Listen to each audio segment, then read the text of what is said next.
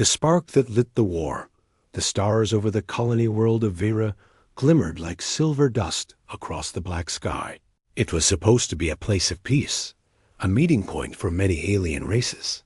Merchants traded in the open markets. Children of different species played together in the plazas.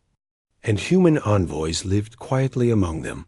For decades, Vera had been neutral territory, untouched by war. But that day, everything changed. From the horizon, shadows began to fall across the city. At first, people thought it was just passing. Cargo ships, but then the shadows grew larger and darker. When the sound came, it was not the hum of traders' engines. It was the deep, cold thrum of warships, alien warships. The kind built not for carrying goods, but for ending lives. The Galactic Council had sent no warning. The inhabitants of Vera looked to the skies, hoping this was a drill, a mistake, anything other than what their instincts told them. And then, the first beam of energy fell. It sliced through the human embassy in an instant, turning glass and steel into vapor. Screams echoed through the streets. Children ran, their parents pulling them toward underground shelters. But there was no shelter. Deep enough, in orbit, the alien fleet commander watched from the bridge of his massive flagship. His expression was calm, as though ordering the destruction of a city was no more serious than wiping dust from a table. Beside him, an aide hesitated. "Sir, this is a violation of nothing," the commander interrupted, his voice sharp. "These humans are dangerous, their expansion unchecked. We end it now, before they grow stronger." Back on the ground, among the smoke and fire, a human diplomat named Elise Rourke tried to call Earth. The communications array was down.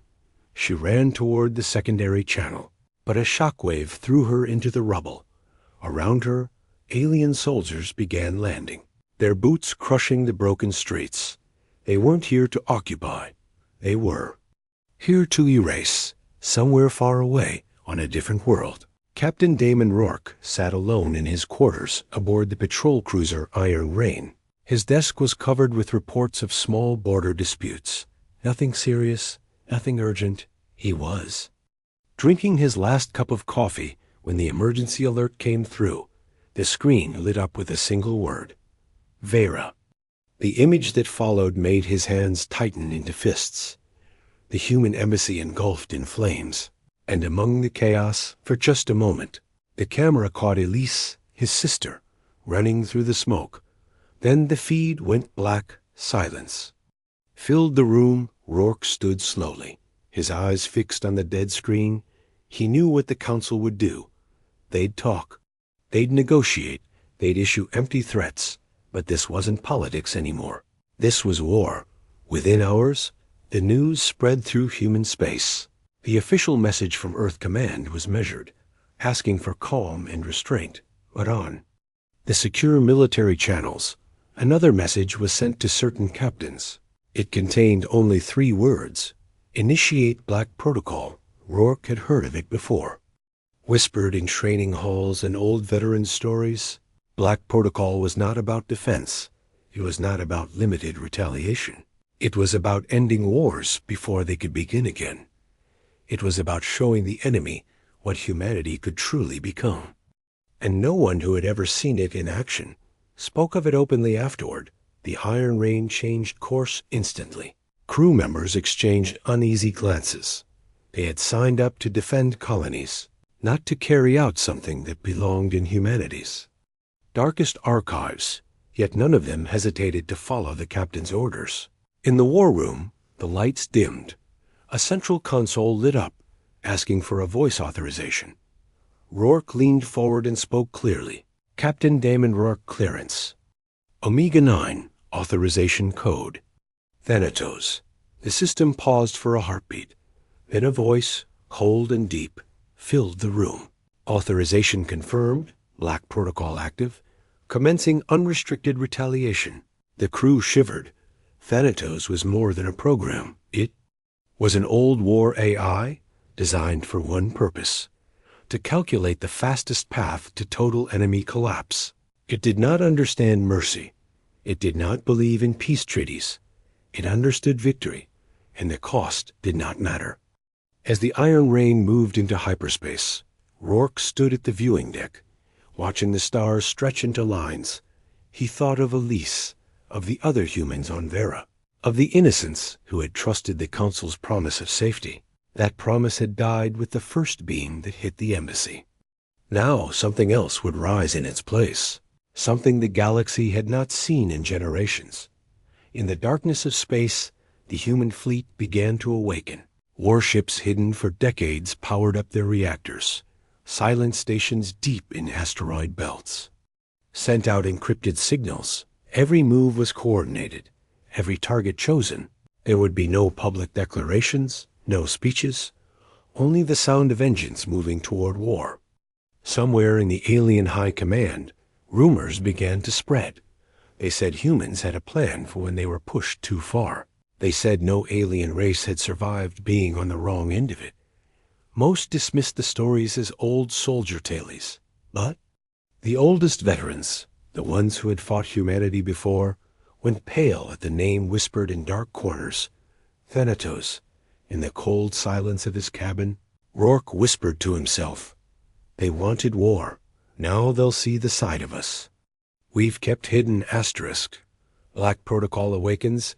The corridors of the Iron Rain felt different now. It was not fear in the air, nor was it excitement. It was something colder, sharper. Every crew member moved with quiet urgency.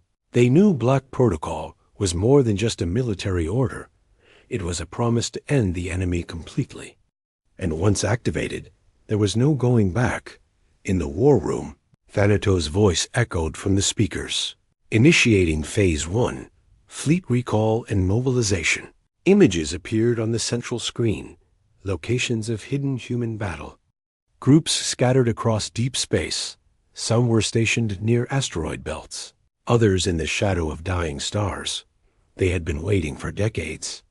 Unmarked in any public records, now they were all moving, drawn toward a single rendezvous point, known only to human high command. Rourke studied the images in silence. These were not the sleek diplomatic ships or standard defense cruisers the galaxy was used to seeing. These were older, heavier warships, built during humanity's most dangerous years. Their hulls were scarred from old battles, their weapons overbuilt. Each one carried the kind of firepower that could turn a planet into an empty shell. Thanatos spoke again, its tone almost like a predator's growl. All civilian channels suspended. All non-essential personnel reassigned. Civilian evacuation. From border systems begins immediately. Rourke understood why. When the war began in earnest, no one on the frontiers would be safe. He gave the order for his communications officer to send coded recall messages. Within hours, entire shipping lanes began to clear as human freighters vanished from alien trade networks. The galaxy noticed, and the rumors grew louder in the alien capital. Counselor Vesh of the Zyran Empire paced inside the Grand Chamber. Reports from their scouts were troubling. Human systems going dark, strange movements in deep space. But when he raised the concern, other council members dismissed it. They will try diplomacy first, they said. They always do. None of them realized they were wrong this time. On the Iron Rain, Rourke met with his strike team in the dim-lit hangar. These were not regular soldiers. These were ghosts from old conflicts, men and women who had fought in secret wars and carried scars they never spoke about. Some had been living as civilians for years, but all had come back when they received the signal. They stood in silence as Rourke spoke. We were told to wait, to stay quiet, but now they've given us reason to move. No mercy, no hesitation. We hit them where it hurts, and we don't stop until they can't rise again, Thanatos interrupted, projecting a list of initial targets, supply hubs, fleet yards, communication relays deep inside enemy territory. These strikes would cut off their ability to coordinate before they even realized the scale of the retaliation. One target made the crew exchange glances. An orbital fortress guarding the main Zyran homeworld. Hitting it would send a message no one could ignore. Rourke approved it without hesitation, as the Iron Rain prepared to jump into hyperspace. The hangar doors opened. Inside, rows of black, angular fighters powered up their engines. These were Shade-class interceptors, designed for stealth attacks at close range. The galaxy believed they had been dismantled decades ago. They were. Wrong. In the enemy's outer colonies, strange things began to happen. Convoys disappeared without distress calls. Small patrol stations went silent. Some alien officers blamed pirates. Others suspected internal sabotage. None of them realized that the shadow moving through their space was human, and it was hunting. Back on the bridge, Thanatos began feeding Rourke probabilities. Projected enemy collapse in 29 days, with 92% certainty if escalation continues. At current pace, Rourke listened, but he wasn't thinking about numbers. He was thinking about the message this war would send, that humanity was not the fragile species the galaxy thought it was, that when pushed to the edge, they would not just fight, they would destroy. Before the jump, Rourke opened a private channel. It was encrypted so deeply that only a handful of people in human space could hear it. This is Captain Rourke of the Iron Rain. Black Protocol is active. Tell Earth, we're bringing hell to their doorstep. As the stars stretched and folded into the swirling tunnel of hyperspace, the crew braced for what was to come. Somewhere ahead lay their first target. Somewhere ahead, the galaxy would learn what it meant when humans stopped holding back. Asterisk. The silent armada, the enemy did not see it coming, not because they were blind, but because they thought humanity could not move this fast. They expected angry speeches, sanctions, maybe a few skirmishes along the border. Instead, entire human. Fleets were already on the move, and they moved like ghosts. No signals, no cum chatter, no transponder codes. In the deep black between stars, massive warships glided without leaving a trace. Old navigation lights were shut off. Engines tuned to silent burn. If you were lucky enough to detect them, you saw them for a moment, and then your sensors went dead. From the observation deck of the Iron Rain, Captain Rourke watched as dozens of ships appeared from hyperspace. Some were colossal dreadnoughts, shaped like jagged blades. Others were smaller strike cruisers, fast and deadly. Every one of them bore the mark of the old fleets, ships built for survival in the harshest wars humanity had ever fought. Had been hidden for decades, stored in deep space vaults, maintained in secret by crews sworn to silence. Now they were awake. Thanatos' voice cut through the low hum of the bridge. Phase 2 initiated. Simultaneous engagement across enemy sectors. Holodisplays lit up with red-marked systems, each representing a key enemy stronghold. Rourke's crew studied the list, their eyes narrowing. They were not just fighting a war. They were rewriting the balance of the galaxy. Far away, on the alien capital world, General Vesh watched the reports coming in. First, a convoy in the far-reach sector vanished without distress calls. Then, a border listening post stopped transmitting. Hours later, an entire patrol fleet in the Vegran Nebula simply disappeared. Vesh slammed his fist against the console. Find them. They're humans. They can't just vanish into space. But deep down, he knew the truth. Humans were predators now, and predators didn't ask for permission. In the asteroid fields of Caro's Belt, a squadron of Shade-class interceptors dropped out of stealth.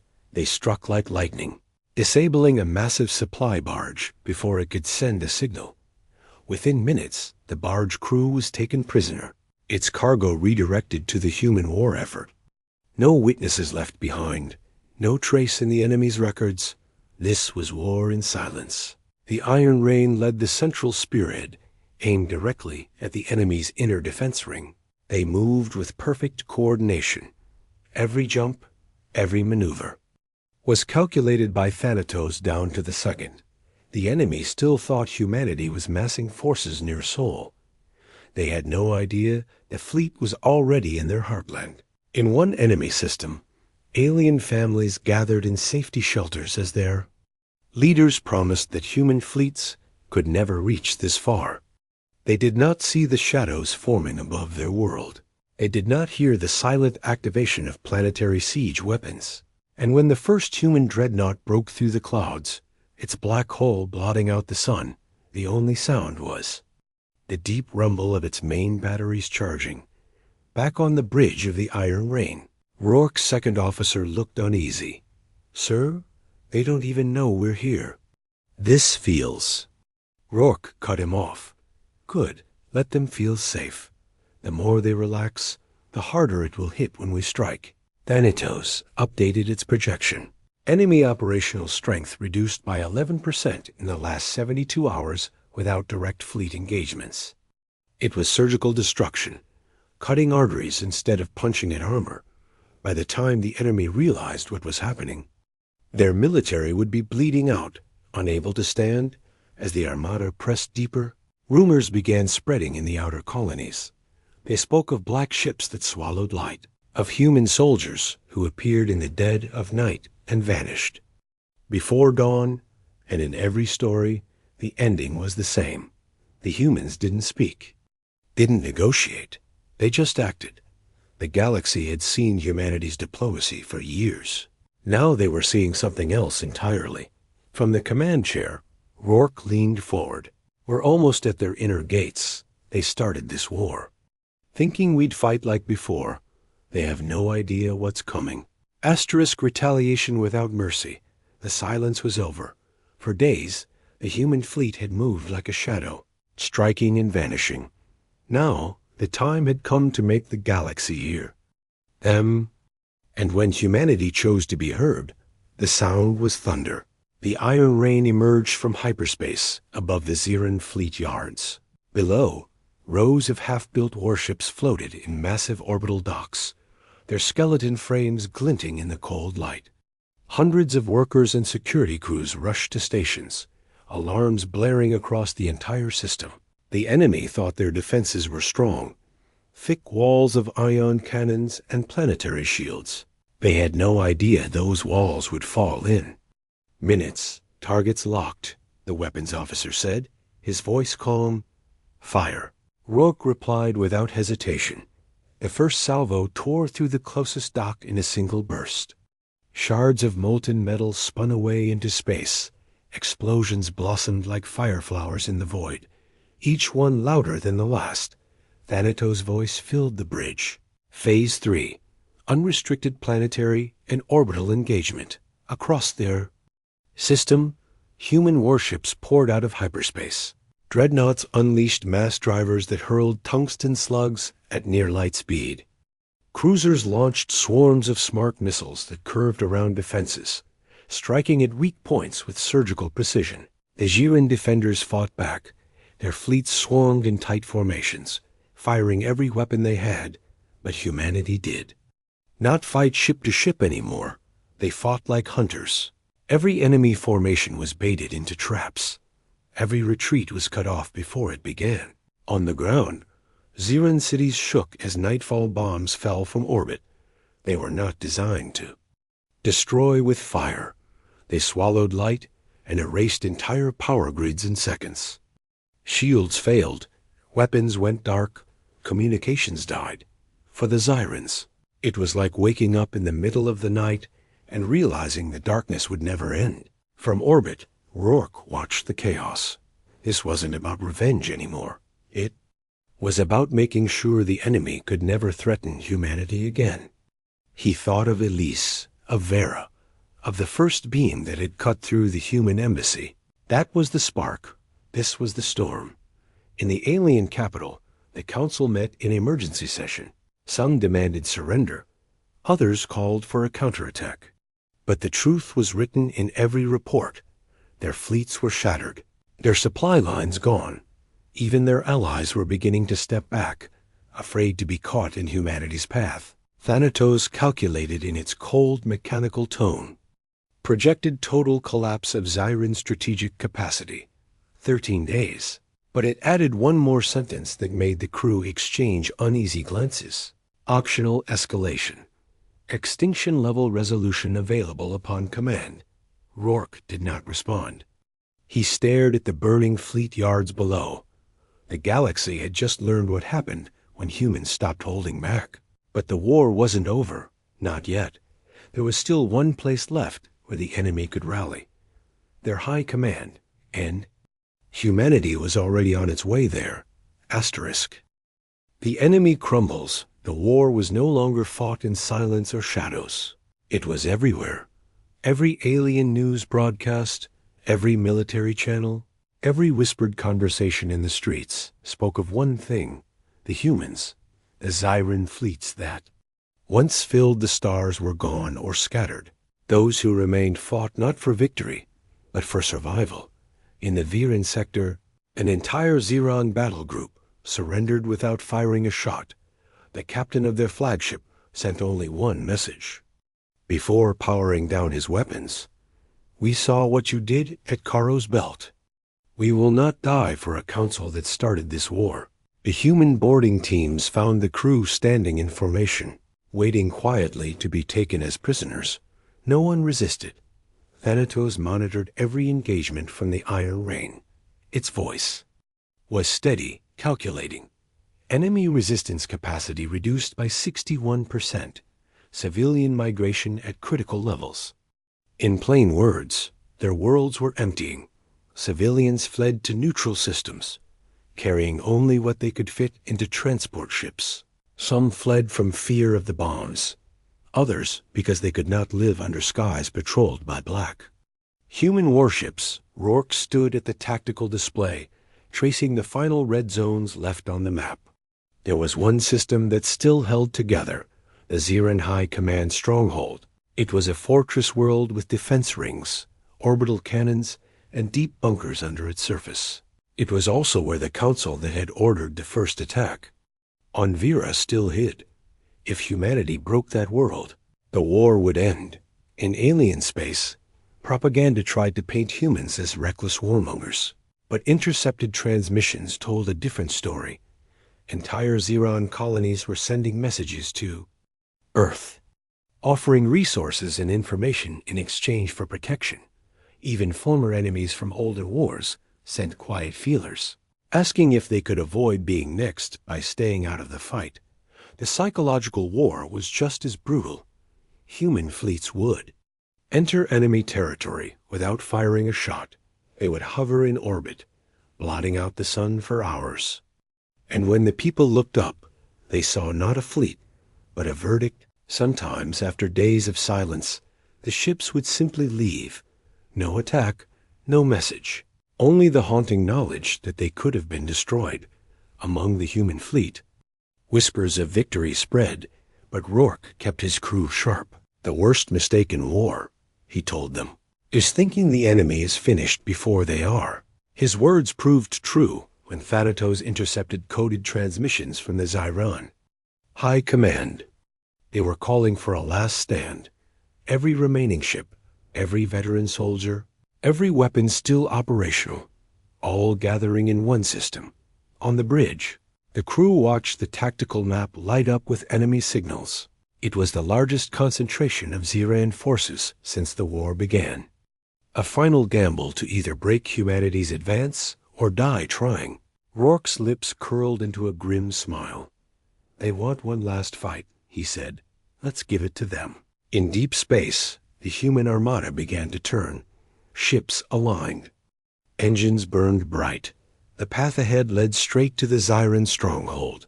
Every crewman aboard the Iron Rain knew this would be the deciding battle. If they won, the war was over. If they lost, there would be no one left to fight another day. The last stand. The Zyran stronghold was a fortress unlike any other. 3 rings of warships surrounded the planet, each ring thick with heavy cruisers, dreadnoughts, and missile carriers. Between them hung massive station cannons, each one capable of tearing a battleship in half with a single shot.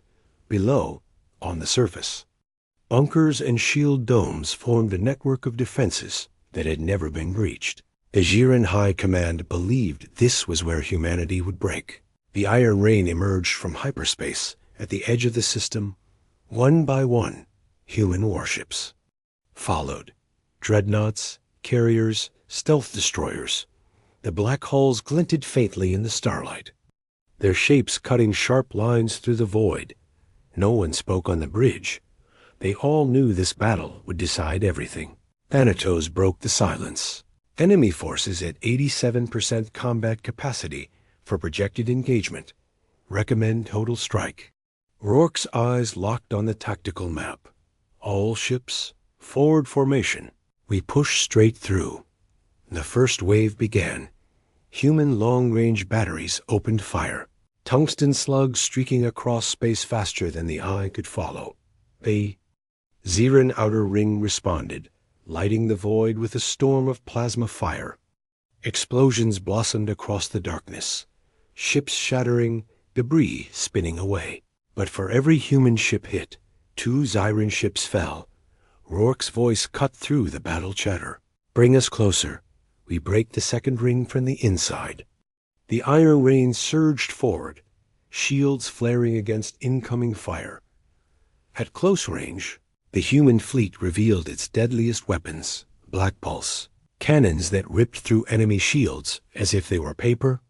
One Xeran dreadnought turned to flee, only to be split in 2 by a single shot. Thanatos coordinated every move with ruthless precision. Strike groups flanked the enemy, while stealth cruisers slipped between capital ships, planting warheads along. Their hulls, in the chaos, the second ring collapsed, its surviving ships scattering in all directions. But the third ring, the innermost defense, still stood, and behind it, the planet waited. From the surface, the Xeran High Command broadcast. A message to the galaxy. They called humanity a plague and swore to fight until their last breath. Rourke heard it and gave only one reply. Then we'll take that breath from them. The final push began. Human ships closed in on the third ring, trading fire. At point-blank range, the void became a wall of light and flame. Xeran commanders tried desperate maneuvers, but every move they made was already predicted by Thanatos. One by one, their ships fell silent. When the last battleship exploded, the way to the planet was clear. Thanatos spoke again, its voice low, almost eager, objective within range. Extinction-level weaponry primed, awaiting confirmation. Rourke's hand hovered over the command interface. The decision was his: end the war by wiping the planet from existence, or land and take it by force. He stared at the blue-green world below, its surface burning in scattered places. The war was almost over, but how it ended would define humanity's name for centuries. Asterisk. The darkest side, the planet hung below the iron rain. It looked peaceful from orbit, oceans glittering under the light of the nearby star, clouds drifting over green continents. But Rourke knew the surface was crawling with weapons, soldiers, and the leaders who had started it all. Thanatos waited, its cold voice cutting through the silence. Extinction protocol primed. Confirm or abort. The crew's eyes were fixed on Rourke. One word from him, and the planet would vanish, its core igniting into molten fire. One word. And there would be no more war with the Xerans. But there would also be no survivors. Not the children, not the civilians. Not the ones who had begged their leaders to end the fighting. Rourke's mind went to Elise, her face in the last image from Vera. The flames, the chaos, every part of him wanted to give the order, but another part, the part that had worn the uniform to protect, not destroy, held his voice. He stepped closer to the command interface and spoke. Thanatos. Abort extinction. Prepare ground assault. The AI hesitated, its tone sharpening. Warning. This will extend conflict duration and risk future retaliation. Then we'll be ready, Rourke replied. This war ends on our terms, not with the slaughter of the helpless. Human troop carriers descended through the atmosphere.